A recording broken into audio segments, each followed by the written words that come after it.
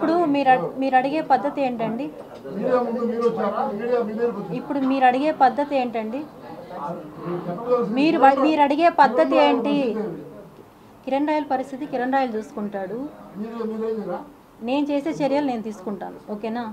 నేను తీసుకుంటున్నా. లక్ష్మి గారు, అంటే ఒక మాట, మీరు ఒక పార్టీ జిల్లా అధ్యక్షుడు ఇందులో ఇన్వాల్వ్ అయినారు, మీరు ఇప్పుడే అన్నారు. అది ఎవరు అనేది ఎంక్వైరీలో తెలుస్తుంది, మీకే తెలుస్తుంది. ఎందుకంటే 1 year బ్యాక్ నా దగ్గరకు వచ్చి మాకు సంబంధించిన ఏవైతే ప్రూఫ్స్ ఉన్నాయో రిలీజ్ చేసిన ఆడియోలు కానీ వీడియోలు కానీ ప్రతి ఒక్కటి వాళ్ళే తీసుకెళ్లారు నా దగ్గర నుంచి. వాళ్ళు అనుకున్నట్టు అపోజిషన్ పార్టీ వాళ్ళు నా దగ్గర నుంచి తీసుకోలేదు. అవన్నీ తీసుకునింది వాళ్ళ పార్టీ సొంత వాళ్ళే తీసుకున్నారు నా దగ్గర నుంచి. జనసేన పార్టీ వాళ్ళే తీసుకున్నారు నా దగ్గర నుంచి. వాళ్ళు ఎవరికి ఇచ్చారో, ఎవరి ద్వారా రిలీజ్ అయ్యాయో అవన్నీ కూడా నేను ఆల్రెడీ సిఐ దగ్గర కంప్లైంట్ ఇచ్చున్నాను. అవన్నీ కూడా వస్తాయి. నేనైతే ఇక్కడైతే ఏవైతే రిలీజ్ చేశానో అవి మాత్రమే నేను పెట్టినవి. ముందు పెట్టినవి నేను హాస్పిటల్లో ఉన్న 2 daysలో ఏవైతే రిలీజ్ చేశారో నా మొబైల్ నుంచి రిలీజ్ అవ్వలేదు. అవి నా దగ్గర నుంచి 1 year బ్యాకే వాళ్ళు కలెక్ట్ చేసుకున్నారు అవన్నీ.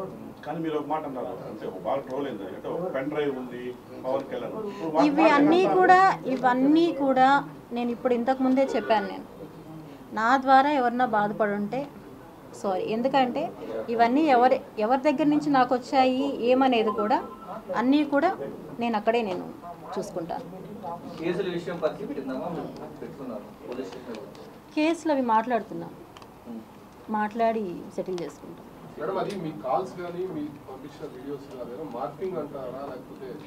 నేను కాదు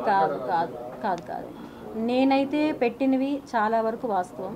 కానీ దాంట్లో కొన్నైతే వాళ్ళు ఏం చేశారో నాకు తెలియదు.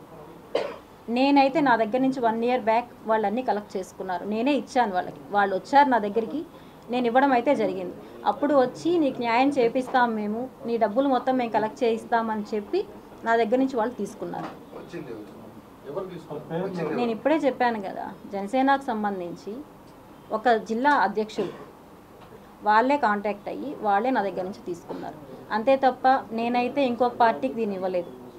వాళ్ళు ఎవరికి ఇచ్చుకున్నారో దాని ద్వారా ఎవరు లబ్ధి పొందారనేది నాకు తెలియదు. మధ్యలో నన్ను ఒక ఆట బొమ్మలాగా వాడుకున్నారు. నేను వచ్చింది నా న్యాయం కోసం నేను వచ్చాను, అంతేగాని ఇంకొక దాని గురించి నేను రాలేదు. ఇంతకుముందు ఆయన అడిగారు కిరణ్ రాయల్ మంచోడా చెడ్డోడా అనేసి.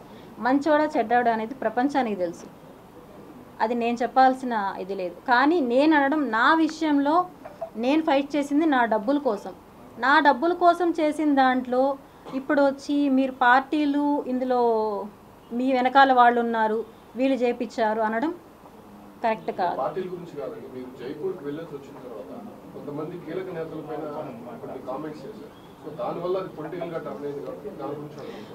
పొలిటికల్గా టర్న్ అయిందంటే అట్లా చేశారండి. పొలిటికల్గా దాన్ని తీసుకెళ్లారు. నేను తీసుకెళ్ళడం అనేది కాదు, పొలిటికల్గా దాన్ని తీసుకెళ్లాల్సి వచ్చింది. దాంట్లో నా సొంతం అయితే ఏమీ లేదు. అవి సెటిల్మెంట్ జరుగుతున్నాయి, నా తరపున కాదు, మా పిల్లలు మాట్లాడుతున్నారు అవంతా. ఎందుకంటే నన్ను ఇక్కడితో, ఎందుకంటే నేను మీకు తెలుసో లేదో 3 daysగా నేను హాస్పిటలైజ్లో ఉన్నాను. ఇంకా పిల్లలు ఇంకా వద్దు ఇవన్నీ అని చెప్పి ఇది వచ్చింది. సో నేను ఒక క్లారిఫికేషన్ ఇవ్వాలి, నేను ఇవంతా క్లోజ్ అయ్యేటప్పుడు నేను ఒక క్లారిఫికేషన్ ఇవ్వాలని చెప్పి నేను ప్రెస్ మీట్ పెట్టడం జరిగింది.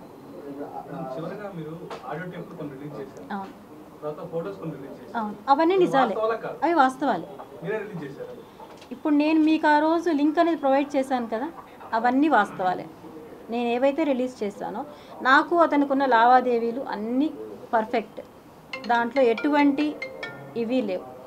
లావాదేవీల వరకు నేను మాట్లాడతాను, నేను ఫైట్ చేస్తాను, అంతేగాని రాజకీయంగా దీనికి ఎటువంటి సంబంధం లేదు. దాని మధ్యలో వాడుకున్న వాళ్ళ కథ వాళ్ళు చూసుకుంటారు, అంతే తప్ప లేదండి. అది నాకు సెటిల్మెంట్ అయితే నేను విత్డ్రా చేసుకుంటాను.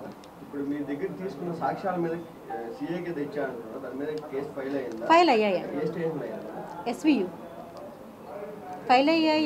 అన్ని కాపీలు కూడా ప్రొవైడ్ చేసాం కదా, కేసు ఫైల్ అయ్యింది, కాపీలన్నీ కూడా ప్రొవైడ్ చేసాం మేము.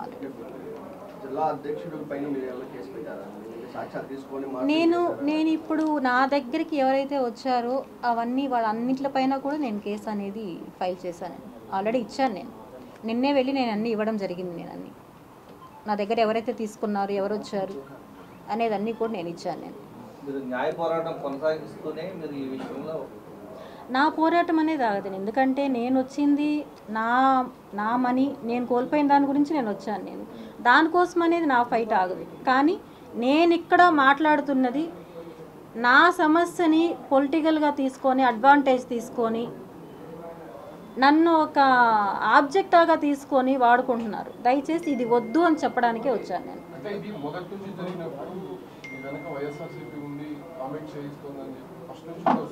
అది వైఎస్ఆర్ లేదు, నేను అప్పుడు కూడా ఖండించాను. కొన్ని ఛానల్స్ వచ్చాయి, నేను అప్పుడు కూడా చెప్పాను నా వెనకాల ఎవ్వరూ లేరు అని. నేను ఎప్పుడు క్లారిటీగానే చెప్పాను. నేను ఏ రోజు కూడా నా వెనకాల ఉన్నారని చెప్పలేదు. కానీ నాకు ఈ 3 డేస్లోనే వచ్చిన ఇవి మీకు ఎవరికి కూడా తెలియని ఇది. నేను హాస్పిటలైజ్ అయ్యాను. కొన్ని విషయాలు నేను తెలుసుకొని చాలా బాధపడ్డాను. ఒక సోషల్ మీడియాలో ఒక యూట్యూబర్ పెట్టాడు, అవి చూసి నేను కోలుకోలేకపోయాను. చాలా దారుణంగా పెట్టాడు. అవన్నీ చూసి నా పిల్లలు ఇంకా వద్దు, మాకు నువ్వన్నా ఉండేది మాకు కావాలి అని చెప్పి వాళ్ళు తీసుకున్న డెసిషన్ ప్రకారమే నేను ఈరోజు రావడం జరిగింది.